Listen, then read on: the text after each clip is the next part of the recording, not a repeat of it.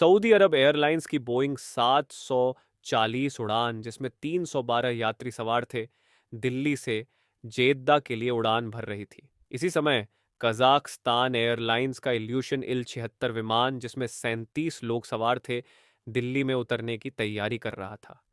दोनों विमानों के पायलटों को दिल्ली के वायु यातायात नियंत्रण एटीसी से स्पष्ट निर्देश मिले थे। सऊदी विमान को 14,000 फीट की ऊंचाई पर उड़ना था और कजाक विमान को 15,000 फीट की ऊंचाई पर रहना था। लेकिन कजाक विमान निर्धारित ऊंचाई से नीचे आ गया, जिसके कारण दोनों विमानों के बीच टकराव हो गया।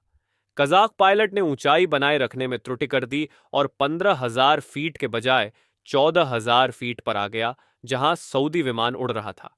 14,000 फीट की ऊंचाई पर दोनों विमान आपस में टकरा गए। सऊदी विमान के पिछले हिस्से और कजाक विमान के सामने के हिस्से में जोरदार टक्कर हुई, जिससे दोनों विमान हवा में ही बिखर गए। मलबे का बड़ा हिस्सा धरती पर आ गिरा और आग की लपटें आसमान तक उठने लगी।